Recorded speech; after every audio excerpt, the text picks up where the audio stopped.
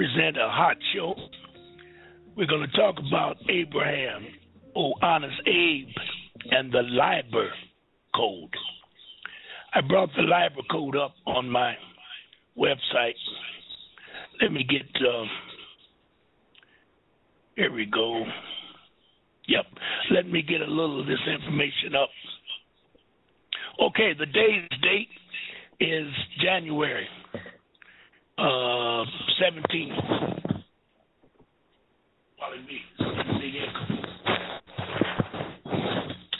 2015.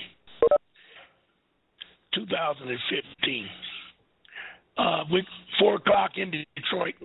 I'm trying to get it started, trying to get it cranked up. We're getting the feedback.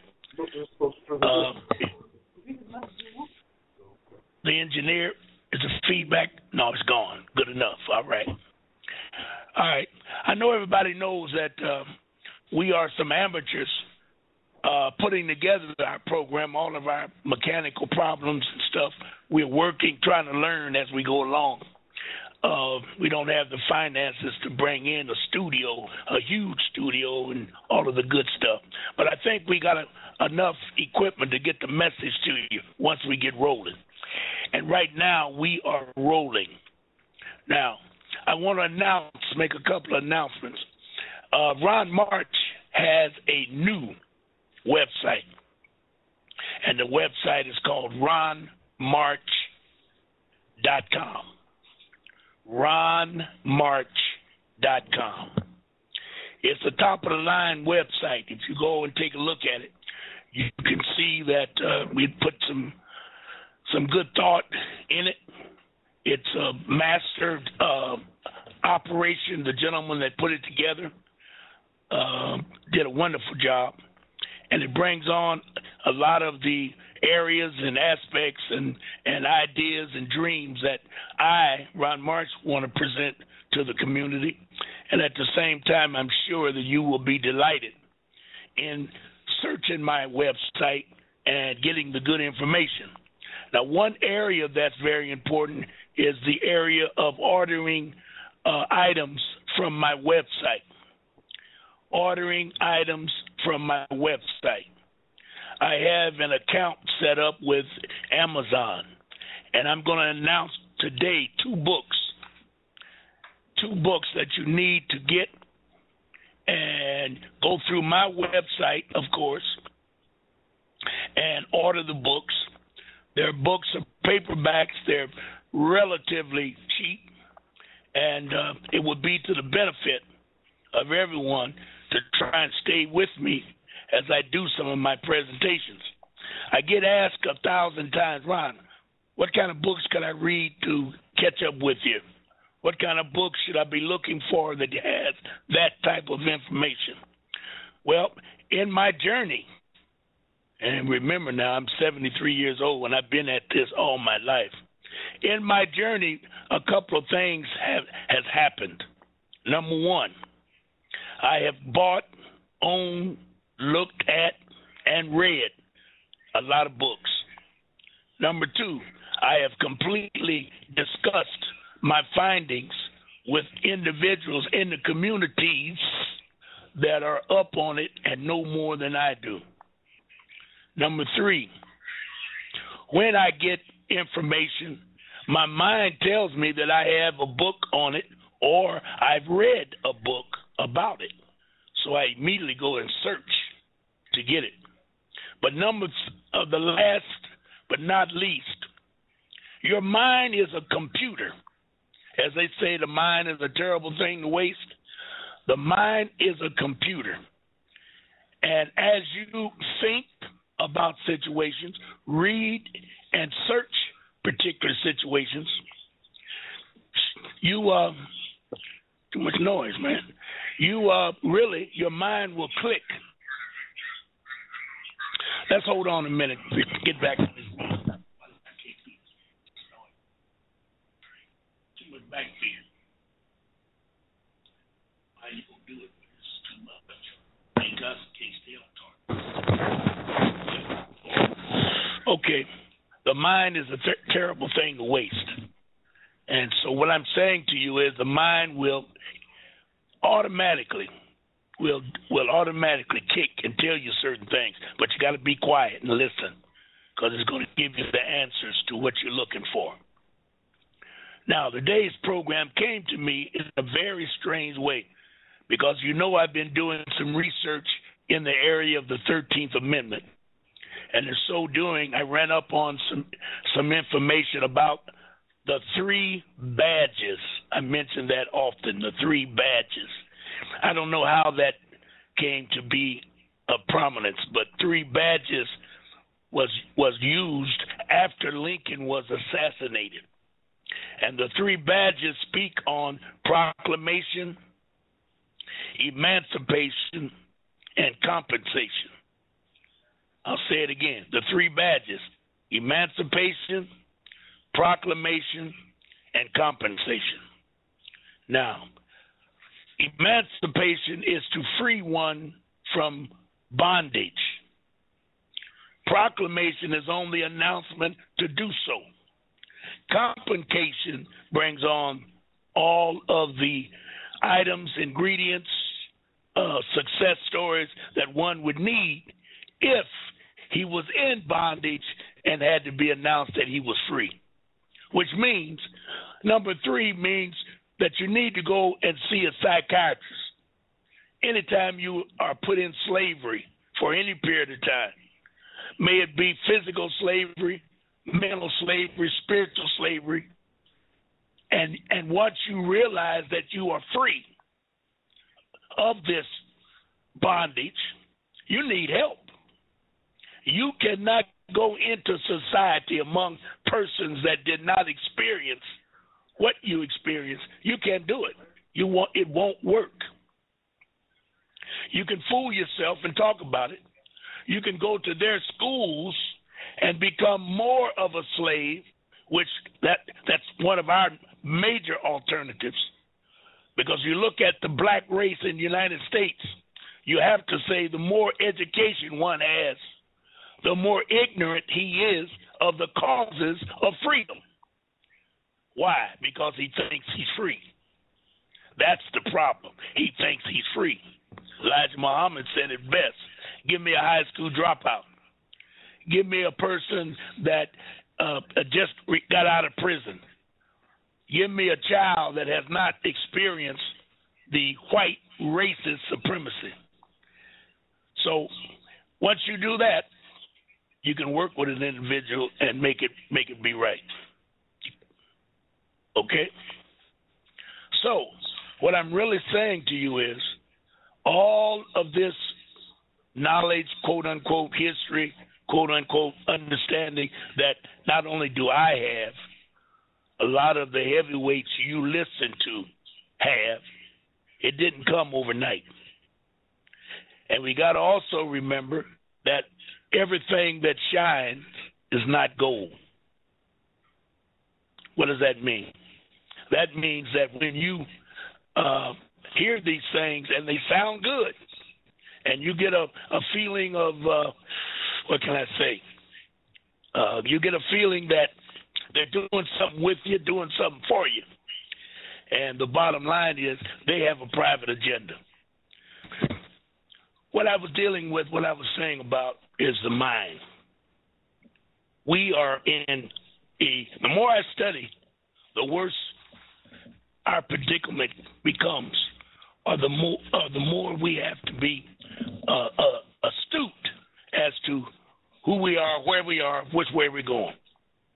Now, how do you do that? Well, I do it by thought. I do it by prayer, which is consciousness. I constantly experiment with processes that's going on that I see every day. Why is that? That's a good question. The W's, why, who, when, the old how. Who did that? Why did they do that? Look at the situation that's going on today. Anytime you look into the history or read a book and you read about Europeans, quote unquote, doing certain things, and you look out the window and see a European, you have to ask a question. Does that European have anything to do with those Europeans? Perfect example of that would be Malcolm said it best when he was talking about black America, black culture. He said if the mama's on welfare and the daddy's on welfare, the baby will be on welfare. Let me add, if the mama's a dope addict and the daddy's a dope addict, the baby's going to be a dope addict. Let's add, if the mama's a racist, the daddy's a racist, the child's going to be a racist. If the child's a racist, his children's going to be racist. He's going to marry a racist. So Al Sharpton said it. Jim Crow has not left. He just changed his name to James Crow the Third, LLC. Same thing. We need to look at this thing, and I mean look at it. Because the more I see it, the harder it is for me to come on the air and try and explain it. Because I'm so far ahead of the status quo teachings that either I'm going to look like a nitwit or somebody's going to try to put me in a jacket and say that brother got to be out of his pea-picking mind. But I'm telling you, I can't shake it. I can't get out from under it. I'm living it, experiencing it every day. I'm trying to settle my mind and brain and thoughts so when I come to you, I can make it clear to you to get you over the hump to where I'm at. So let's start out today with this new thought. And when I take my first break, when I come back off of it, I have some very important announcements to make, but I'll do it at that time. Now, there are two critters in so-called American history that has to be dealt with, and I'm calling them critters. I could call them something else, but I'm going to call them critters. The United States of America, Inc. has tried desperately to make these two individuals heroes. They've made movies about them. They've given them slang terms and names. They have coined minute coins in their behalf. They put pictures up, statues up. They pound in our heads constantly that these two individuals are really the backbone of modern, quote-unquote, American history. We have accepted it live, stock, and barrel. They've spent millions of dollars to brainwash us to believe that these two individuals are the best thing that happened since the invention of bread, flour, that type of thing. The more I peek, the more I see that we got a history that needs to be told, and it needs to be told in the rawest form so that you will understand it. And I believe that it would change your life. Now, you may not want to change your life. That's another process that we have. It's kind of called the Stockholm Syndrome. Look that up. Stockholm Syndrome. First time I heard about it was with Patty Hearst, and Sin-Q, and the warring individuals back in the 60s, the white supremacy groups or the white so-called freedom groups. Sin-Q, Patty Hearst, kidnapped Patty Hearst. She was a granddaughter of a multi-millionaire, maybe a billionaire, I don't know. It's called the Stockholm Syndrome. When you read it and get into it, you'll discover that once you are captured and driven to believe only what you're told, you will soon become the captor on the mental plane. You no longer look at yourself as being the captee. you will psychologically change into the captor. Some of y'all too young to know about this, but you need to look up Patty Hearst of the Hearst, Randolph Hearst dynasty estates. It's out in the west, way up in Oregon and Montana area, upper California area. The Hearst family owned so much land that at one time they controlled all of the newspapers in the United States because of wood pulp. Wood pulp, P-U-L-B, wood pulp. And they became a standing monetary family in the United States. Nobody really liked them because they was too rich, and they would buy out all of their enemies and turn them into whatever they wanted them to be. But from that kidnapping back in the 60s, I first heard of this Stockholm syndrome. Patty Hearst, being a rich white girl, never seen enemies and guns and all of the negatives that are in urban and inner cities, was kidnapped. And after a period of time, they had pictures of her robbing banks and blowing up Brink trucks, money trucks, Brink money trucks. When she went to court, they based her defense on Stockholm syndrome. Let's put it this way. I don't know what the end result was, but she was set free. Let's put it that way. I'm not, in other words, I don't know if she was found guilty, because I know she went to jail for a minute, and then her defense was Stockholm. And one of the presidents, now that I give it a second thought, one of the presidents let her, set her free. I think it was Jimmy Carter. I'm not sure, but that's not important. The important thing is Stockholm syndrome. You need to look that up. Stockholm syndrome. Okay.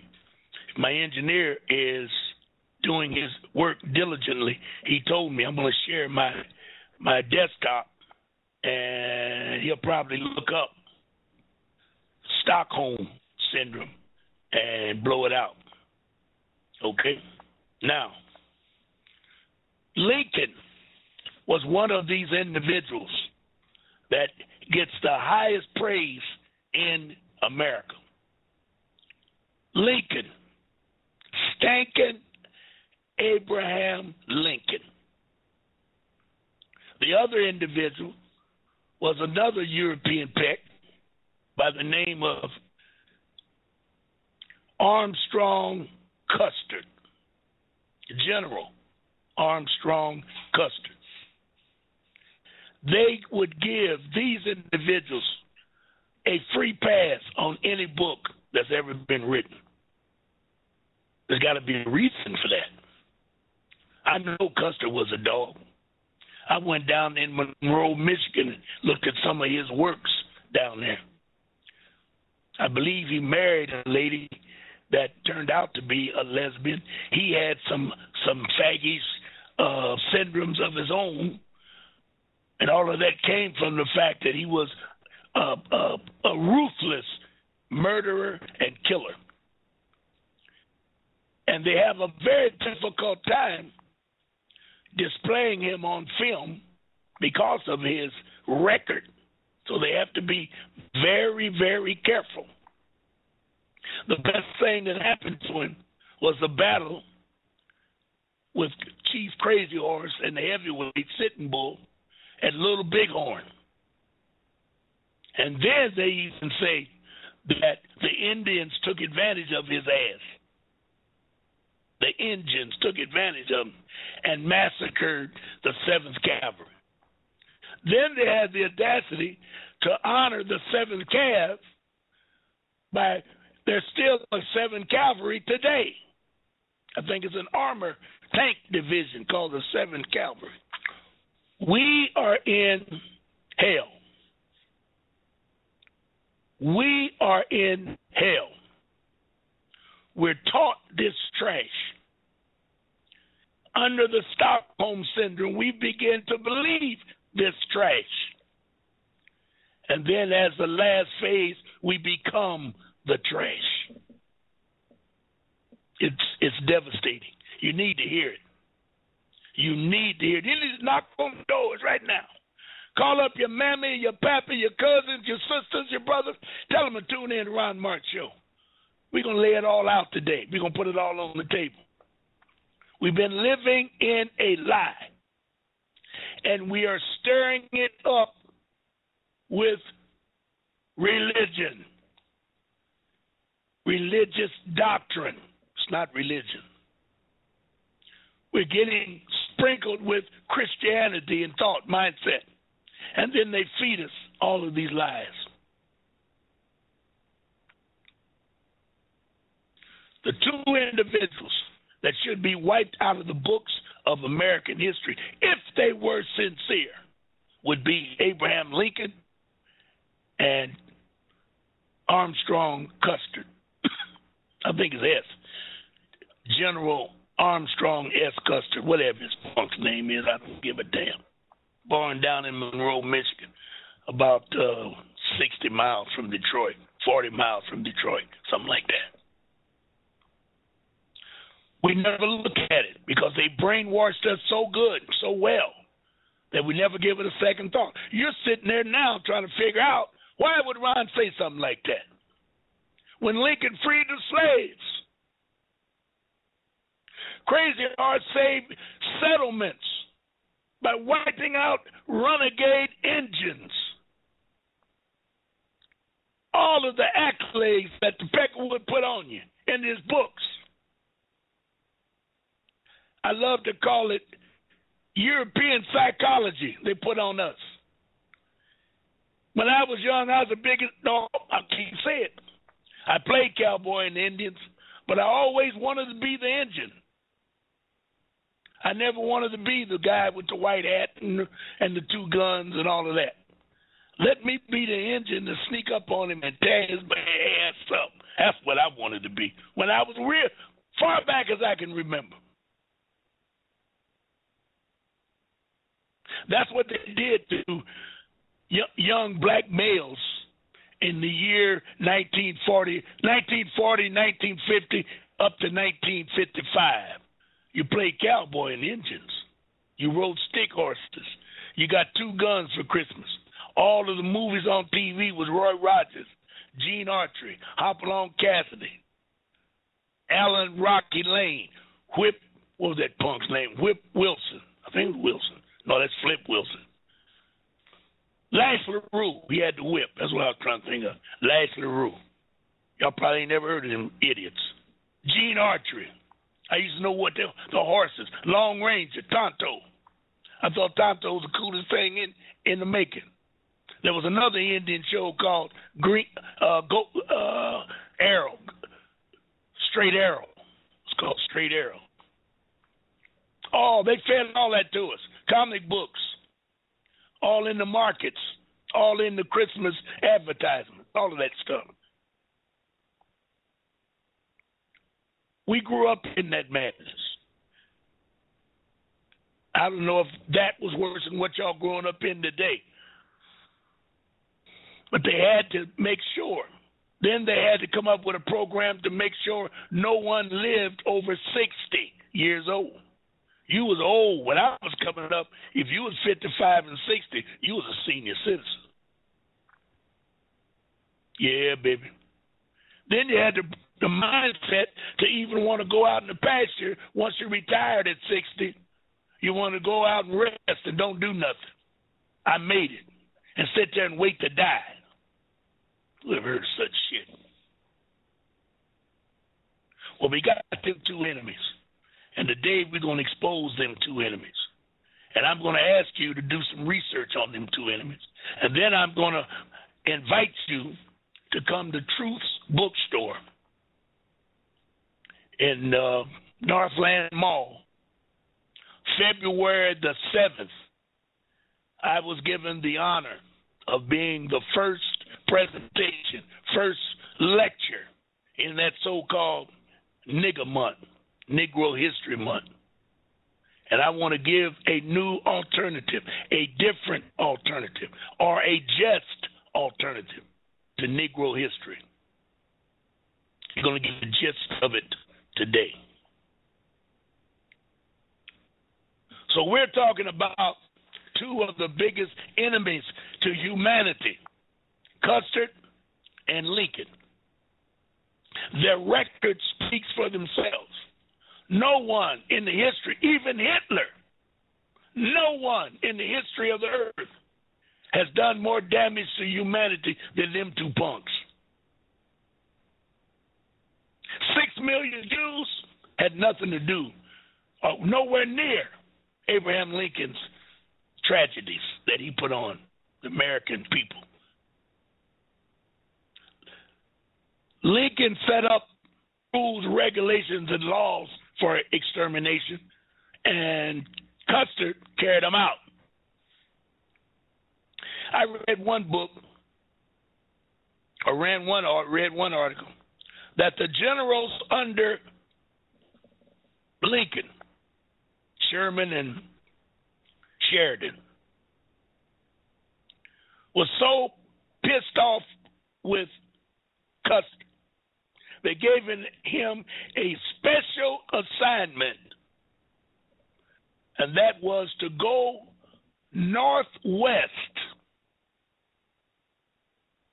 and kill and murder and loot all individuals that were of color.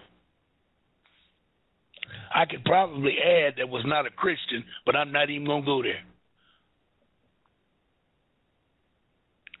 To go northwest, you heard what I said, and murder and kill everything out there. They said you had to kill them because the land belonged to them. And if you run them off the land, they would come back. If you sit down and negotiate with them or try to buy it or take it, they'll take your ass to court and you'll lose. What does that tell you? What does that say for that damn Custer and Lincoln, Stankin' Lankin? There's a colonel that worked out there in that same area. He was a Bible thump. Oh, Lord, help me somebody. He was a Christian Bible thumper. His name was Colonel Shivington. He would just do raids at night, burn, loot, destroy any and all things that were black. Or, let me say it better, of color. His name was Colonel Shivington. If I didn't know better, I would say he was the one that started scalping the enemies, to put fear in them, to terrorize them. No one knows more about terrorism than the European sitting in the White House right now. Every one of them. In Congress, every one of them. We sit back and try and act like it don't happen. Or we sit back and try to say we have enemies abroad. Your ass ain't never been out of Detroit. How you gonna have enemies abroad? You didn't have a job when you didn't even know people lived abroad. You wasn't working. Now you got a two-for-nickel job. You get laid off. They tell you that the foreign countries is taking your job, like Mexico and Chinese and all of that, all those countries of color. And now you hate them.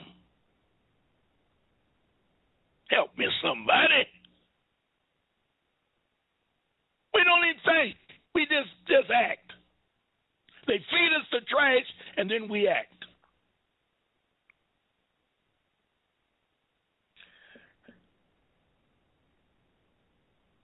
The history of the black in America is so broad, so heavy, and so deep. I think anyone that had knowledge and a pen could just create a history. Because writing, especially from black individuals, was a rarity. The European was the one skilled with the pen. Our history is oral. Granny told the children. Grandpa handed it down. We didn't have to write it down. That's how it was kept sacred and secret for so long. Nobody understands the Jews in America today, especially in the Detroit area. I don't know where y'all live, but in Detroit area, we have never heard them cry in pain, economic pain, sociological pain, physiological pain, psychological pain. Never heard it. They live in the same country and same district under the same jurisdiction that black folks live under. They're so close to us, either they live next door or across the street. We cry and whine every day. Something ain't right. And you have never heard them. There's got to be a reason. You got to ask yourself, what do they know that we don't know? What were they taught that we don't know? We're not taught. Even on TV, they don't even expose them on TV. Right now, we got so much black shit on TV, you don't know if you're in blacklash or whatever they call it, blacklist, whatever it is. You don't know where you're at when you turn on TV now. You got mulattoes all over the damn place, and then you got clowns and black idiots doing some shows. And you don't ask why? You don't say there seems to be a little bit something wrong with this. Especially 20 years ago, you couldn't find a blackie on TV.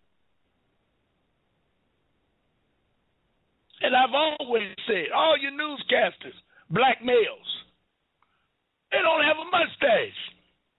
You can go out in the street right now and walk for 10, 20, 30, 40, 50 blocks. And if a punk is old enough to grow a beard or a mustache, he got one.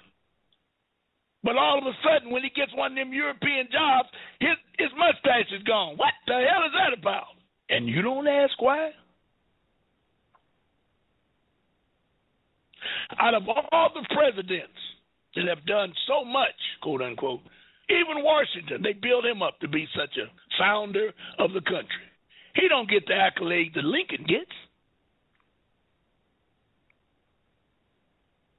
And the early presidents had to have it much rougher than Lincoln. I think Lincoln was, I wish I could tell you the number. Somebody might have put it on. Yeah, but somebody might have put it on there. I don't see it. We don't have too many in the chat room yet. But what we don't have is a list. I don't have, meaning a list of the presidents. Anybody know? Go to the chat room, let me know what number Lincoln was. I think we know what's name is in the 40s, Obama. So, it really doesn't matter, but my point is there were several presidents prior to Lincoln. And if you understand the dynamics of United States, which most of you don't, the first 13 colonies was the only United States. George Washington was president of only 13 colonies. You got to read. You got to read. So if he was the president of 13 colonies, who was the president of the rest of the country? Why do they give accolades in the beginning of America's history? No. United States' history. Why do they give accolades to the fact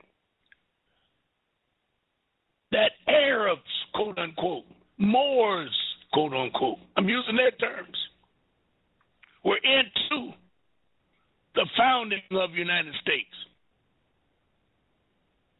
How and why was it possible that United States was sponsored, hear me clear, by Morocco?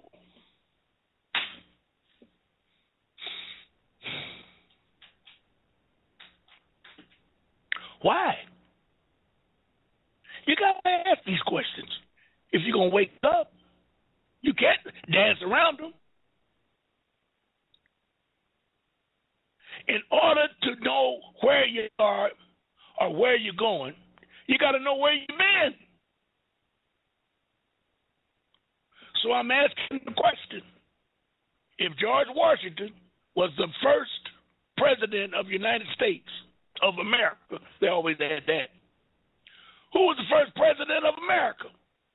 And where was America? And why did George Washington send a letter that's in the archives of the Congressional Museum today, whining that he could not pay his tribute to the Sultan of Morocco, Muhammad Abdul, the Sultan of Morocco? What the hell was that about? How was that possible? Who did that? Does anyone want to know? It wouldn't be fair for me to tell you, just tell you outright. I can, but it wouldn't be fair. Because all you're going to do is smile and say, oh, Ron knows his stuff or something like that. You need to learn it for yourself and get it in your own mental library, historical mental library. The fact is, and I'll say it to you clear, the fact is, United States was sponsored, was chartered by America. America was known as El Maroc or El Manouche. They got several names because the European couldn't pronounce them, didn't want to pronounce them, so he just called them anything he wanted to. I'm beginning to learn now that the word more is a word that has to be researched and explored. I haven't had a chance to do it, but I'm going to. Because this thing that we're living in, this cage known as United States of America, Inc., is like a lion's cage. They feed us what they want us to eat. They exercise us when they want us to exercise. And they kill us when they want to kill us. And every time we scream, we get the first call from the Negro pundits. We got to obey the law. And then we get a next call from the Negro civil rights all-stars, them punks. And we start singing, we shall overcome. And then we get the last but not least from them jackleg-ass preachers that if we don't come out of it well, get on your knees and pray because you'll be forgiven in the by and by. Nobody goes through that kind of trash but us. Nobody listens to that garbage but us. Europeans don't go there. Chinese don't go there. Mexicans don't go there. You ain't never seen a Mexican preacher. I just thought about that. And all Mexicans are not Catholic. Where's the Chinese churches? Why are the Chinese not complaining about poor schools, bad conditions, police brutality, jobs? Come on, y'all. There's got to be something different. There's got to be something wrong. And if you listen and read, you're going to figure it out. And you're going to stop this madness of living for the weekend, so you can bowl, dance, cabaret, go to baseball games, football games. Now, these two individuals, let's start out with Stankin Lankin. I just ordered a mess, as a brother would say, a mess of books this morning on Lincoln. After I read the forgotten cause of the Civil War, or after I studied the forgotten cause of the Civil War, it came to me that Lincoln was an enemy of the state. I have a pamphlet, and I'm going to try to have all this stuff at my next lecture so you can purchase it. But I got a nice pamphlet, and we can put a real nice donation on this pamphlet. It's about a 15-page pamphlet that exposes, notice the word I use, exposes Stankin Lincoln, which will give you the insight to go study this bastard, Abraham Lincoln, that we have worshipped so long. That we have been told if it wasn't for Lincoln, Stankin Lincoln, we'd still be picking cotton and all of that trash. I read an article last night, that some of the heavyweights in these colleges have been debating Lincoln's place in American history for years. That's over 150 years ago. And every time the real Lincoln comes out, the government moves in to shut him down. That ain't me saying it, that's them, white on white. So you need to do some research, and I'm going to help you do it. Today, we're going to start out. Now, where do we start? We can start with the Liber Code. Everybody says, well, what the hell is the Liber Code? Well, the Liber Code was the first Trading with the Enemy Act. Okay. Now you got my attention, Ron. What is Trading with the Enemy Act? Okay. Trading with the Enemy Act was a proclamation turned into a statute that, I know I put it in there, that set up the rules of engagement of military conflict. Notice the words, rules of engagement of military conflict. Now, none of us lived during the Civil War today. And most of the information that you receive about the Civil War is all in hindsight. None of them punks ever lived there either. Those that lived during the Civil War and had the education or the gump to write during the Civil War was either hampered with, shot, killed, if they told the truth. Because the Liber Code was the first executive order issued by any president of the United States of America. Not ink, organic and ink. The first executive order was written by Stankin Lincoln, Abraham. And that order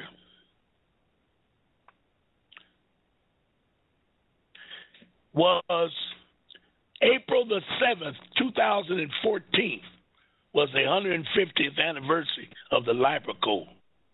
And it was celebrated by international humanitarian law, parentheses, law of war, community in 2013 for the embryonic role the code played in developing of the law of war. But while issuing the Liber Code is often credited as the founding of law of war. Like I said, laws of engagement of military conflict were laws of war.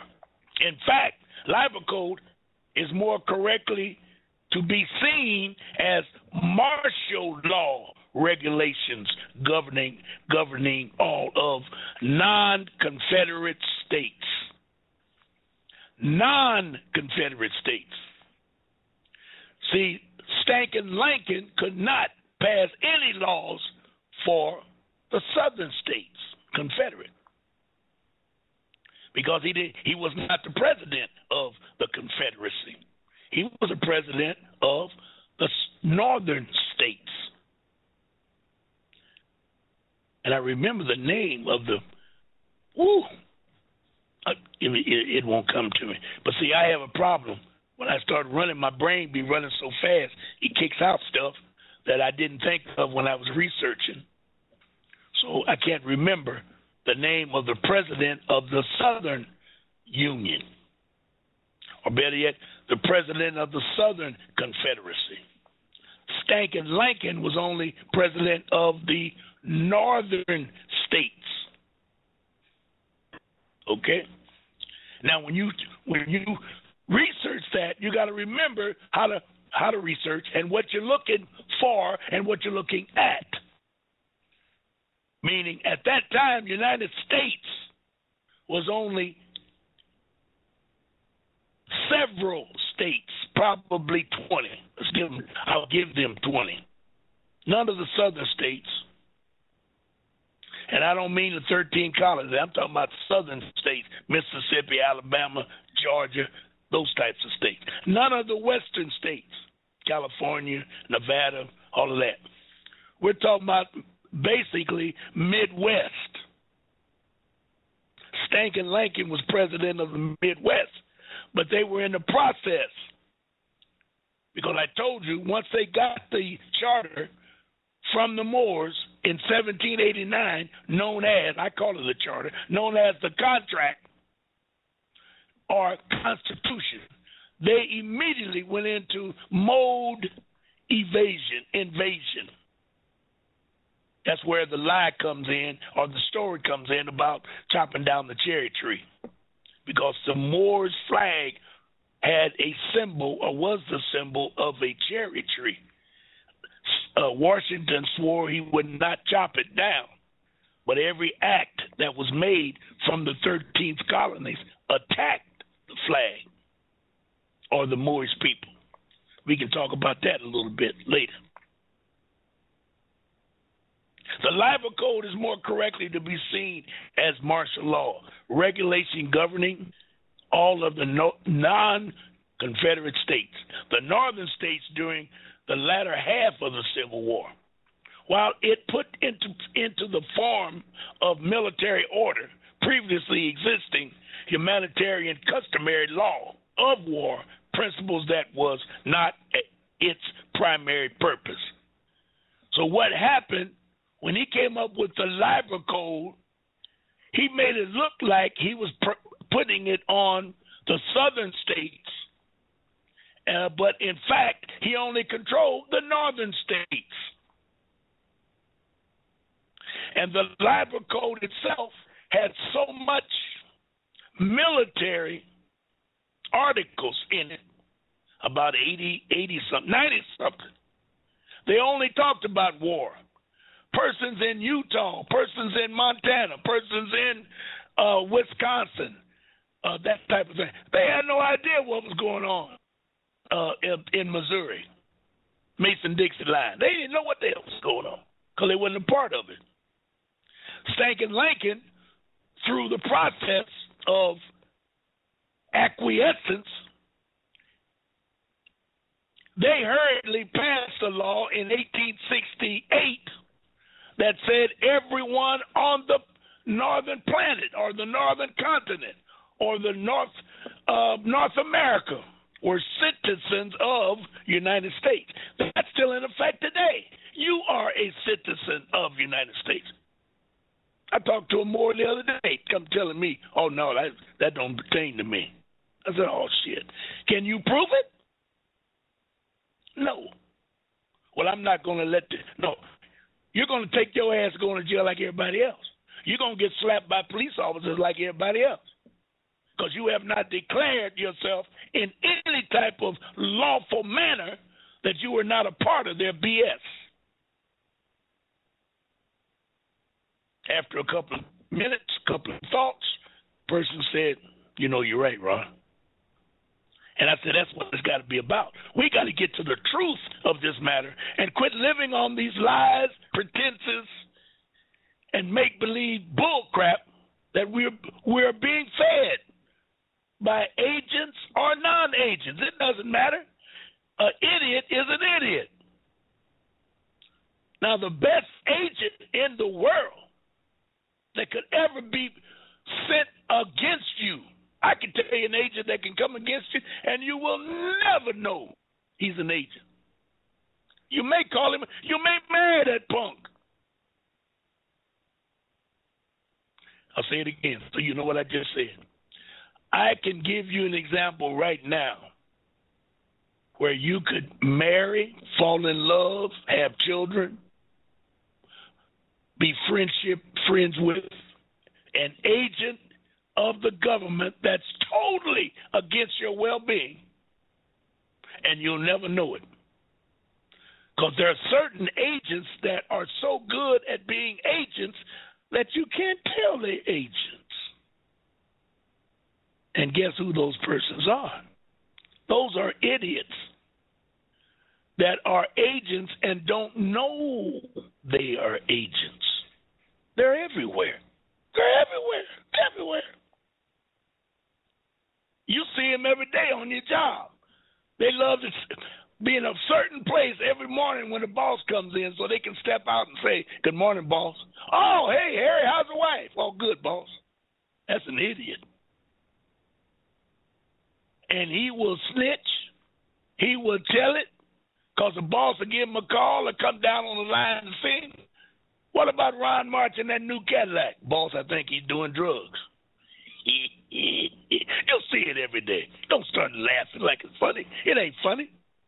You need to find that punk and coke cock. Find him in the bathroom and beat the shit out of him. Say, go tell that. But now you got to be careful because the enemy knows that the tide is changing. They got cameras everywhere. And I swear to you, if you whoop a snitch, a Peckerwood snitch, they might put you in an electric chair. I know you laughing. I don't think it's funny. That's one reason why Ron March act the way he act. Everybody can go to hell. I ain't going to get hung up with that crap.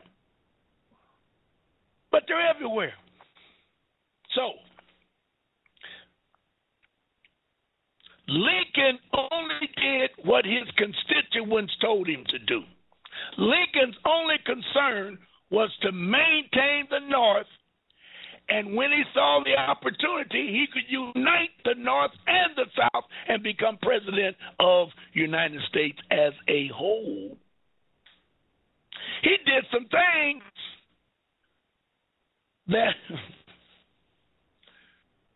I can't pronounce the general's name over in Bosnia, but that general was so ruthless when they had that little Bosnia skirmish that the World Court indicted him. The World Court, not local government, not the United States getting in everybody's business, not the United Nations, the World Court. He was the one that was killing people on his racial cleansing. All of them over there look alike, but some were Muslim and Islamic, so they say, and others were Christians or some other religion.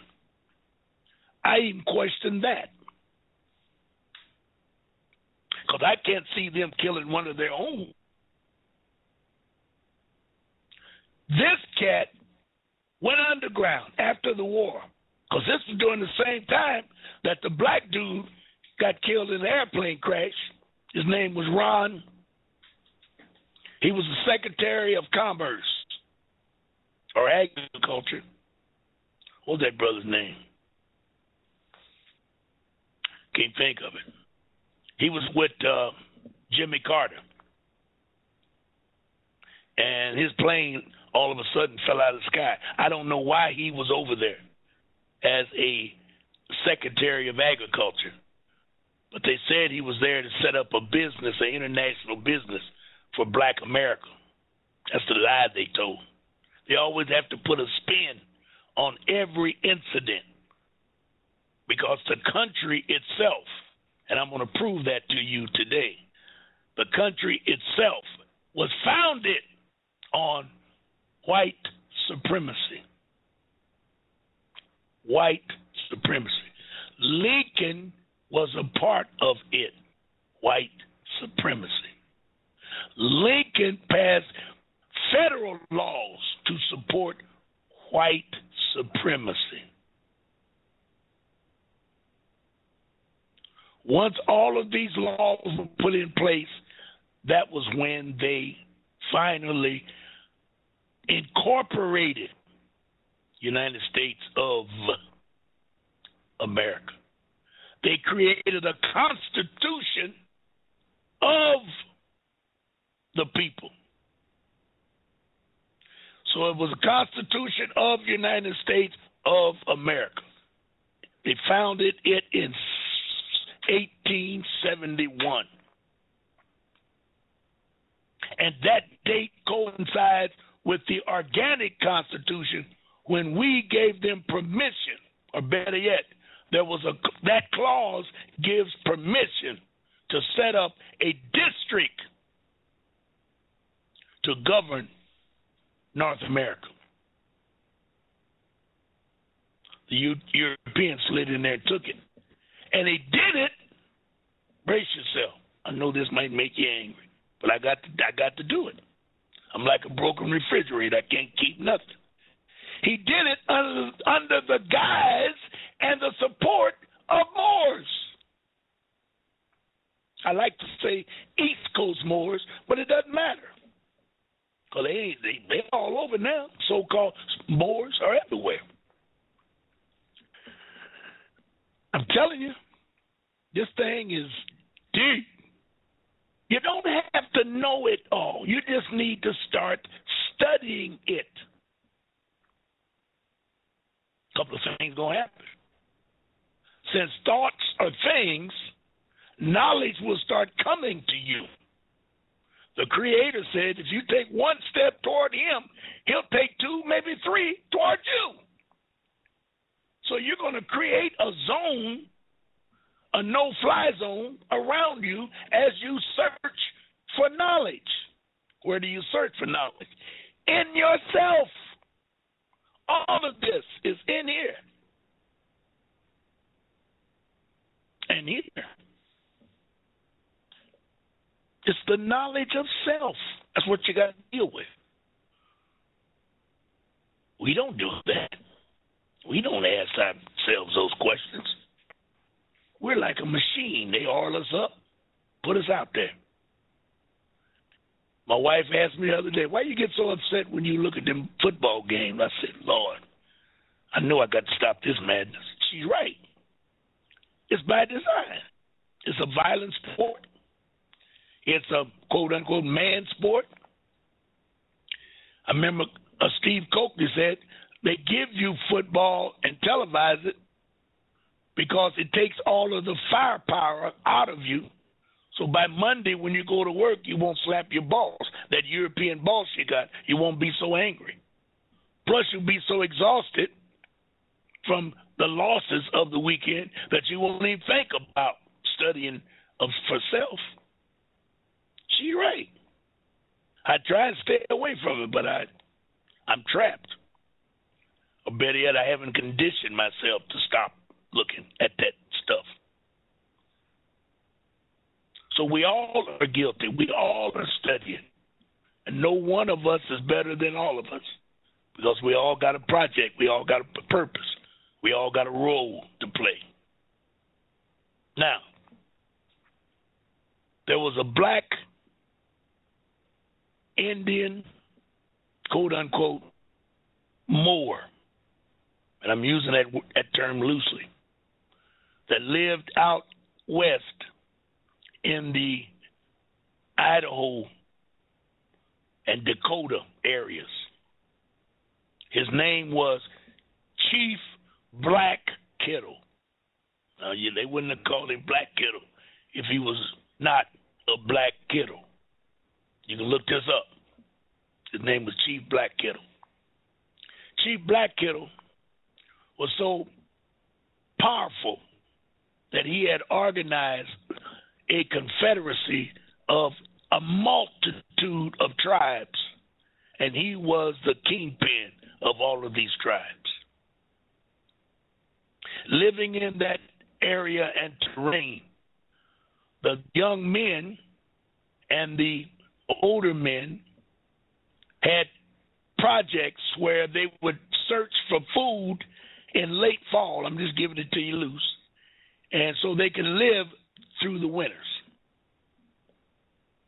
Well, when the European got out there and figured out what they were doing and how they were living, this damn Colonel Livingston, colonel now, under the approval and permission of the federal government under Stankin Lankin, waited until all of the warriors had left their prescribed or positions of power in their particular tribes,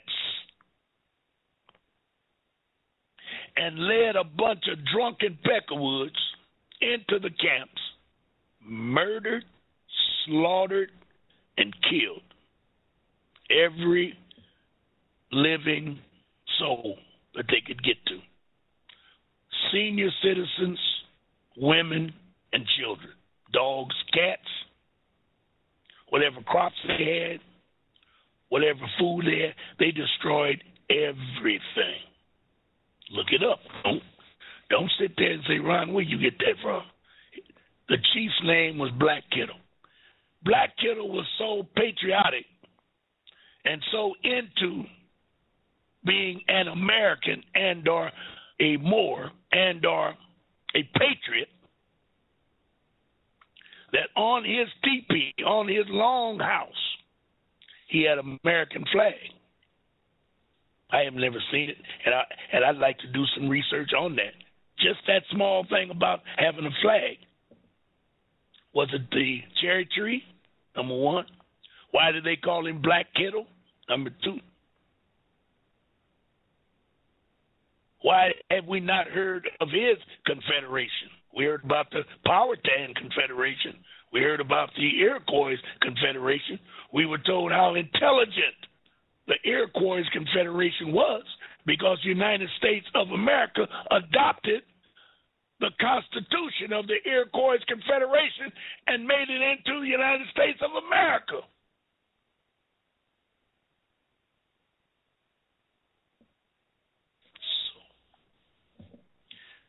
Livingston slaughtered, and he set a precedent on what he did.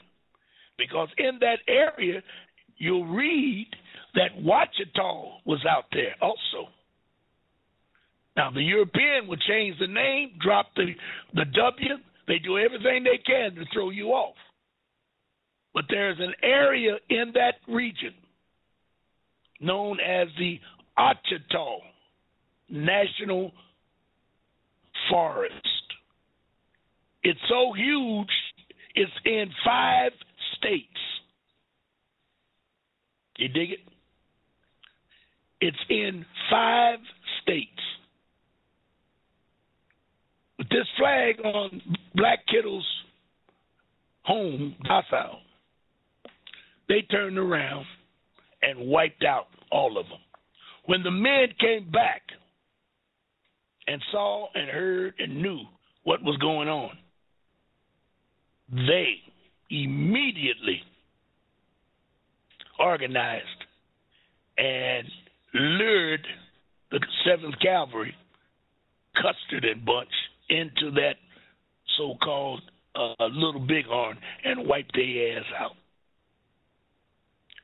And remember, the Indian chiefs or the war chiefs, such as Crazy Horse, Geronimo, just to name a couple that I know, were so intelligent that they could outmaneuver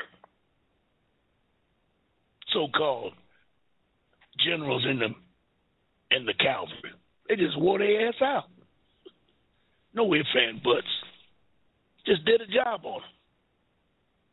So, the Liber Code was set up first to control the South, but more to control the nation. And that's why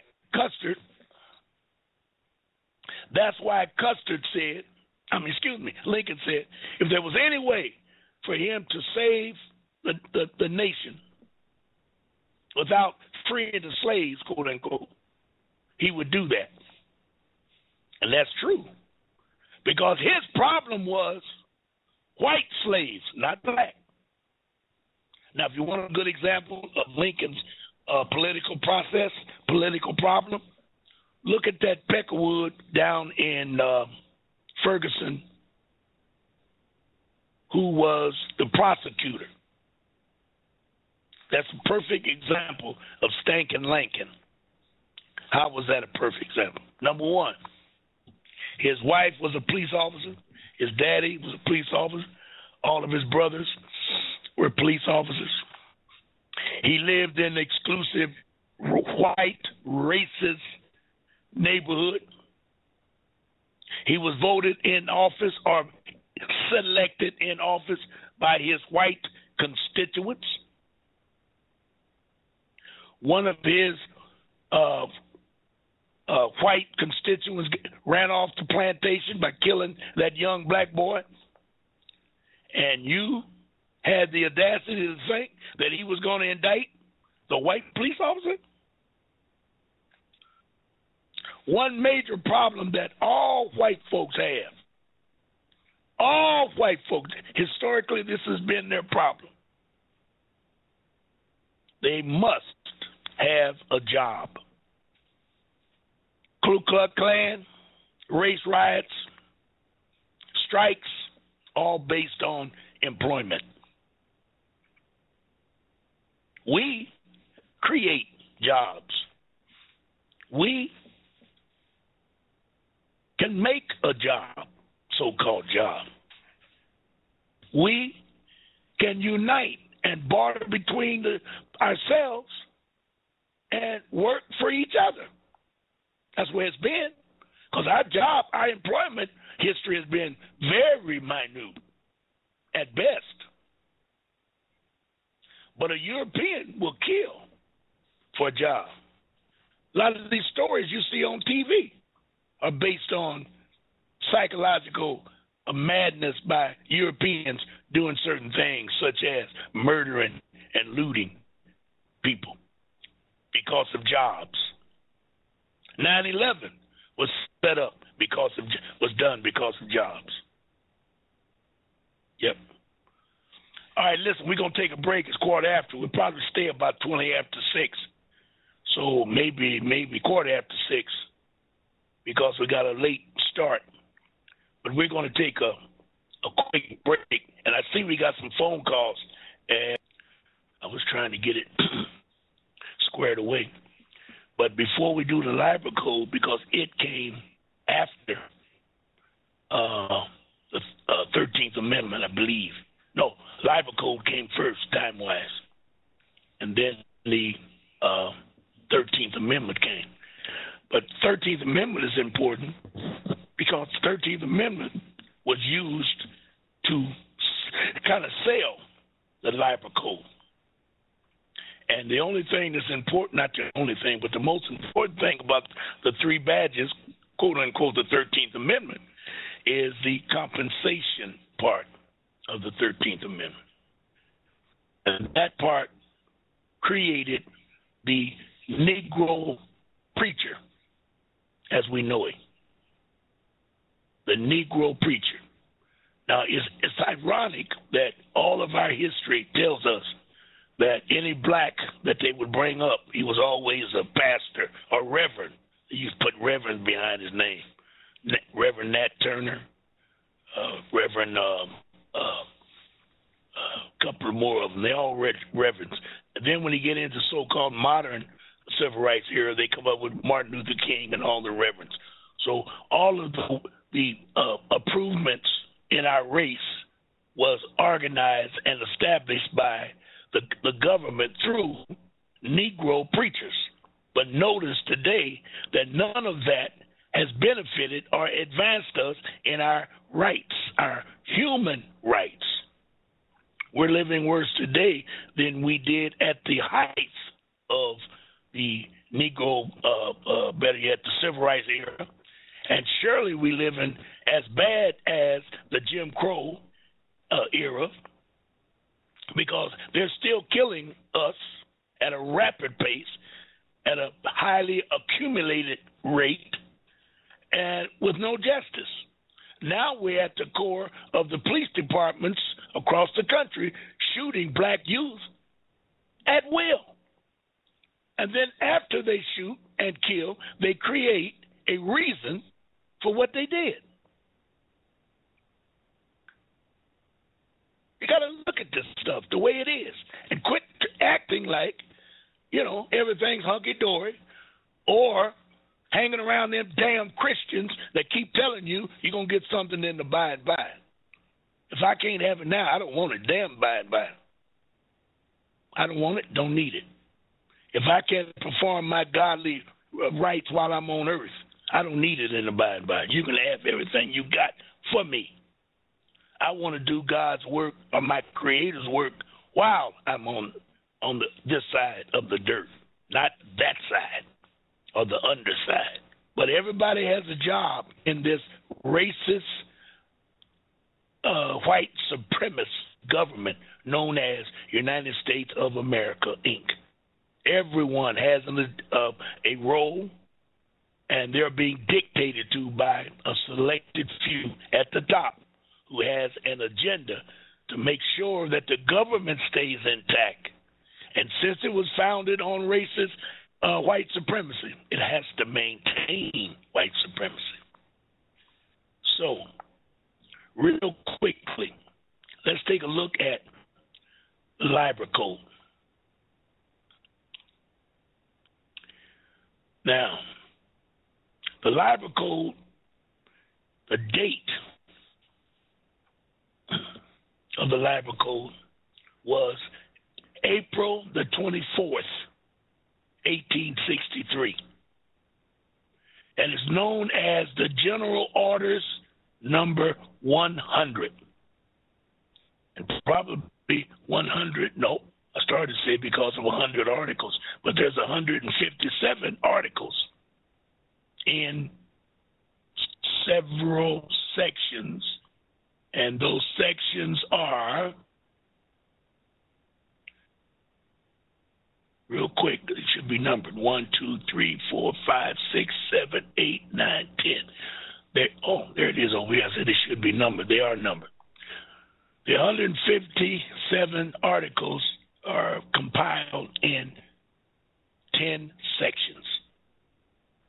Now, let's start at the top and take a look at what this thing was all about. Section 1. The section 1 is called military law, military jurisdiction, military necessity, and retaliation.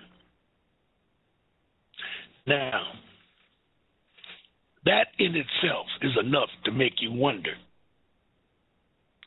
Now remember, this war was fought on this continent. This continent was not united as a nation because there were other countries in this military jurisdiction. There were states in the jurisdiction. There was America, known as El Morocco, and then there was the 13 colonies, or so-called United States. So this president, who was over a portion, let's give him a fourth, I don't care, half if you like, but it was never a whole.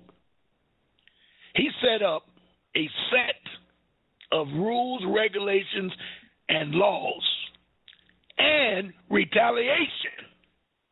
That goes to Livingston, retaliation, under the guise of retaliation. That goes to Custer, under the guise of retaliation. Anyone that was against the Union used retaliation to get them. There's no difference in the Liber Code than the Magna Carta, or better yet, not the Magna Carta, Inquisition. When the Pope passed a law to kill any and all individuals or citizens that did not believe in Catholicism.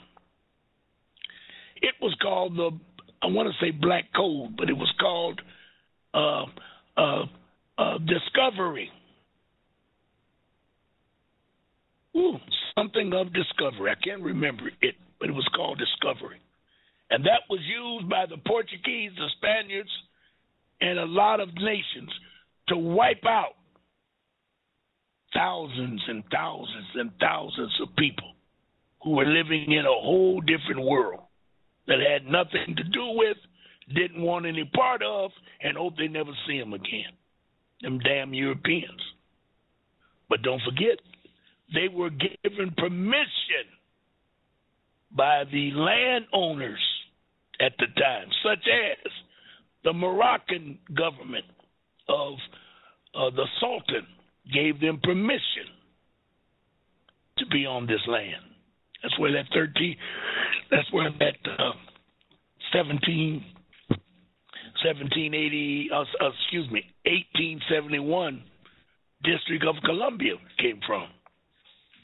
A place, district, or country occupied by an enemy stands in coincidence of the occupation, in consequence of the occupation, under the martial law of the invading or occupying army. Rather, any proclamation declaring martial law or any public warning to the inhabitants has been issued or not, martial law is the immediate and direct effect and consequence of occupation or conquest.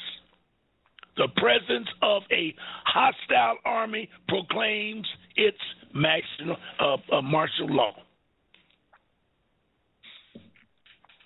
You know, if that's not a racist statement or a white supremacist statement, I don't know of one. Because I can't help from thinking about bombing Baghdad, bombing all over the world by these assholes. I can't think of all the wars that have been started by the European abroad, murdering and killing and looting.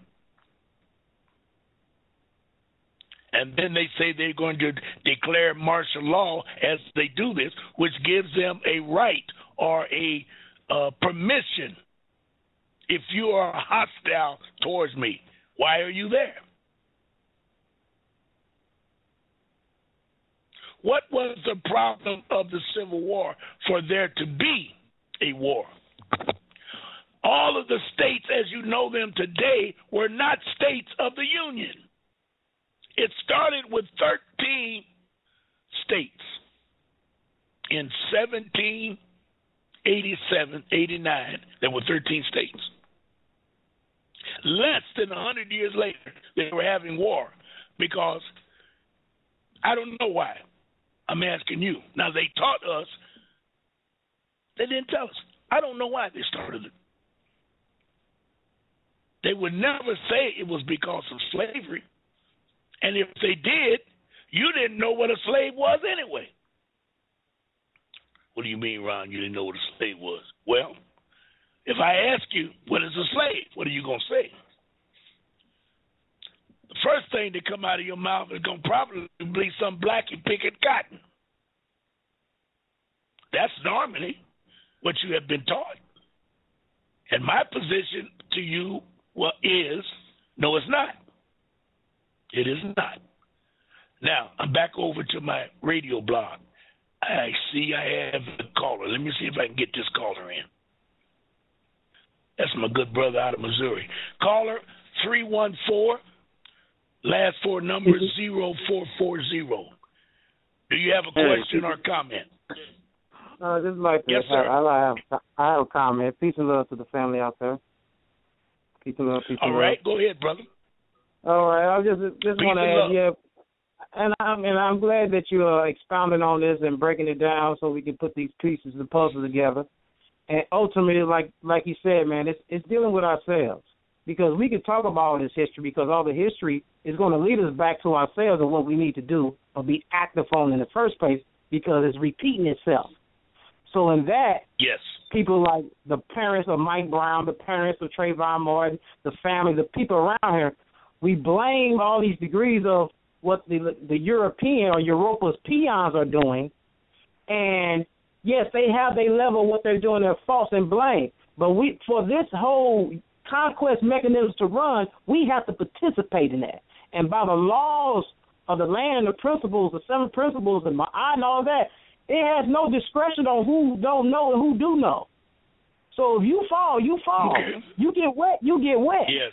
So us having no integrity, having no nobility, not using common sense, like Mike Brown parents getting the same lawyer that dealt with Trayvon Martin. That's imbecility. But we don't call it that because we try to comfort them because they're dealing with a situation that, is vulnerable, they feel his emotions, but that don't work in the court of law. You see what I'm saying? So we have to be direct. So it ain't no man. So therefore was no man out there speaking for her, rather a guy sagging on national television. I'm from St. Louis. I'm embarrassed. I am embarrassed. Because we didn't talk about Darren Wilson and all that. They only executed what they has been doing. Yes. What we need to do is counter it with counter ingenuity. And the only way you do that is inside yourself. We got to look at the decisions that we're making, from the lowest to the highest. We can blame the judges. They've been doing what they're doing.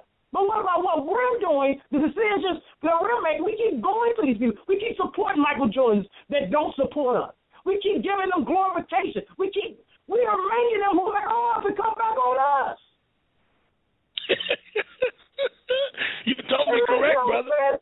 I like the way you do it. Our own death and own demise. And then that's what the Europeans look at us like, how are you talking about me? You're not moral either. Check that out. You're neglectful. Yeah. You're passive. You don't care about the men and women in your neighborhoods. You say Jesus is the only way. You just pray. It's not my fault you believe in what I gave you. How about that? Yeah, brother, you hitting hard. But you know what? You brought up one good point. I mean, not one. You brought up a good point I want to go back to, and that is the lawyer for Michael Brown was the same lawyer that lost for Trayvon Martin. So it seems as though he didn't learn anything from Trayvon Martin if he came back and did the same thing. And what I understand, one of his biggest problems was all of his witnesses were on TV days and months and weeks before the trial. So they were giving out information to the enemy prior to the trial. So once the trial started, all they had to do was cross-examine their street television interviews and come to find out that they became incompetent witnesses. Correct. The guy that was running that said that. Yep. That's the oldest trick in the world. Yeah. But look at the root of it. It's called the decision. The decision of Mike Brown's parents. The people, Mike Brown's dead, so he can't do anything. So what's left is the people is lenient to take care of the situation. Guess what they did? If you have a car and this mechanic down the street supposed to fix your car and he don't fix it and he makes it worse, he didn't do what he's supposed to do, would you get that same mechanic? Okay then. No. That's what they did. No. They got a bad mechanic when they knew he was a bad mechanic. When they got thousands of lawyers out there, they didn't have to get him. Are you kidding me? Yep. And the one they brought in from Trayvon Martin that was over Zimmerman, he seemed to be concerned that he could do better than Crump, the lawyer they had. I wonder if they even talked to that guy. The white guy, the European. I think he was European. But he tore exactly. them up down in Florida when it came after. All this is a part of the protocol, though.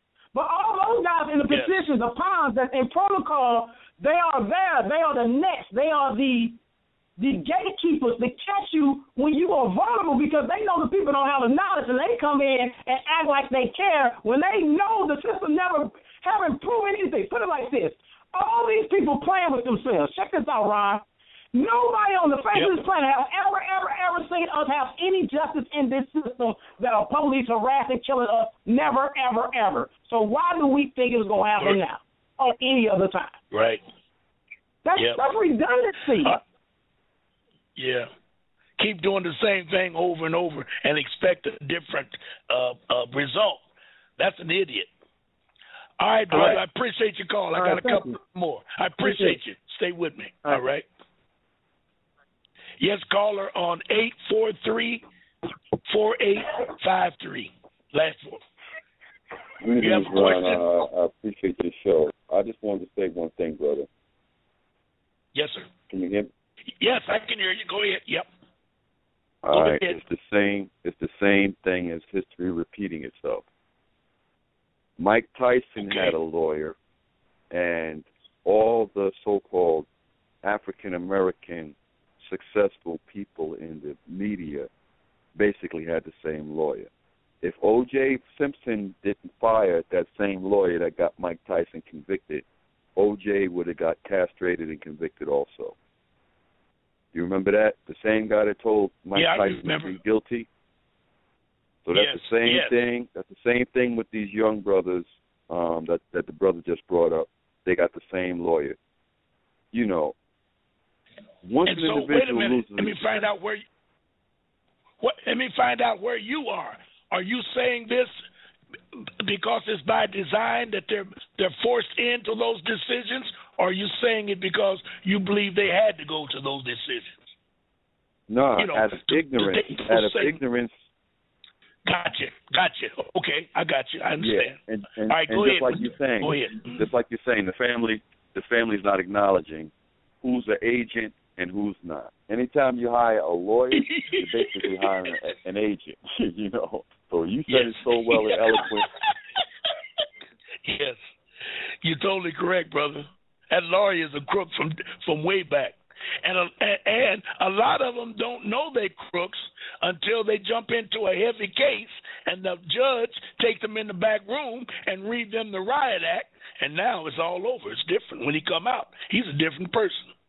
And it's too late because you already, the lawyer, already got it on the books. So you're totally correct, brother. But we're going to solve this problem with minds like yours and the caller before you. We're going to come get to the root of this thing. And we got to do it over the internet and blog talk because we don't live with each other and wear each other. Where are you calling from anyway? I've never seen that 843. What is that exchange? I'm in South Carolina, brother. South Carolina. All right. Beautiful. All right, brother. I appreciate you. Have any more comments?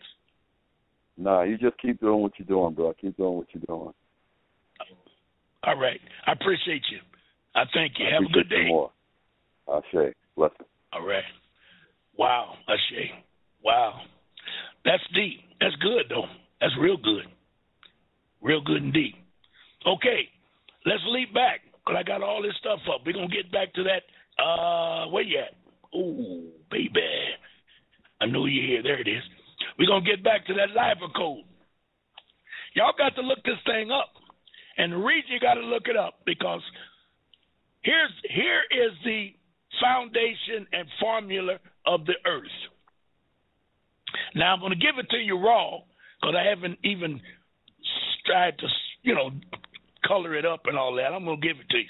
Number one, the Pope is the religious organization that runs the earth from the spiritual plane. You can't get to God unless you go through that punk. That's number one. Number two, the finances of this conspiracy and or this humongous conspiracy, that's all it is, comes from England, the Queen. There's a city in London so-called London city that is rich as cream, ladies and gentlemen, and they're only rich with so-called instruments, negotiable instruments. And they run and finance this humongous conspiracy. Last but not least, the third and final part is the military police force that enforces this conspiracy is known as United States of America. Those three components have ruined the earth. Completely ruined the earth.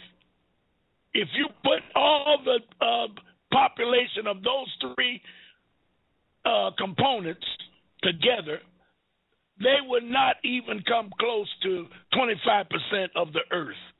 So what I'm saying to you is those 25% percenters are strangling 75% of the earth. And they do it every day. They do it with precise precision. All you got to do is go online and put in anything from money talks to finances, and go to YouTube and just look at some of that stuff. It's mad. Because I know you know the IMF and the World Bank comes out of London City, and you know Jesus and God is in the Vatican. And by the way, I've been to the Vatican. It's something to see, y'all. I'm telling you. It's something to see. And I live in the belly of the conspiracy known as United States of America. Now, get back to this daggum Liber Code. The Liber Code was written, and I don't know if they had the insight, but it has been used to control the earth. These war tactics or these war mongering jurisdictions have been used all over the earth because those three components have bought into the Liber Code. And all the Liber Code does is give you rules, regulations, and authority as to what to do in the time of war. Now, what does that have to do with you? Well, Lincoln made it clear. He declared it in April the 24th, 1863. We have been under the Liber Code ever since. How, Ron? Because every president since Lincoln has declared war on something. Now, if you put yourself back in time, they didn't have to do then as much as they have to do now, such as they could have a private meeting in 1863, as they did, and create the mindset to create a brand new nation known as United States of America, and nobody knew it but the ones that was in the meeting. Why is that, Ron? Because they didn't have telephones. Their eavesdropping apparatuses were not as nowhere near sophisticated. Television wasn't there. Wasn't no telephone booths. None of that kind of stuff. So they would have a meeting and have only the selected ones in, but now they had another problem.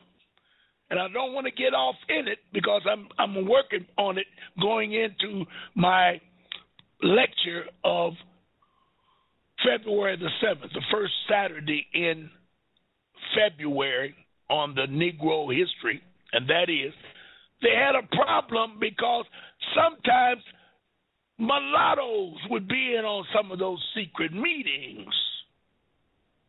Yes, mulattoes. They couldn't tell with mulatto. Only reason you know a mulatto because you look at it and he is of color. And the only reason a mulatto is of color with you is because he's near you. I told a brother the other day, I said, listen, brother, you can take a football team, I think they got 52 players. You can throw 3 mulattoes in there, and we would look, search, and bet for days that all of them are Peckerwoods, and we would be wrong. Because by them being in the picture with Europeans, they look European. Your eyes keep telling you ain't nothing in there but Pecks. So the next year, if I put one blackie on that team, one, so it's 52 Pecks and one blackie.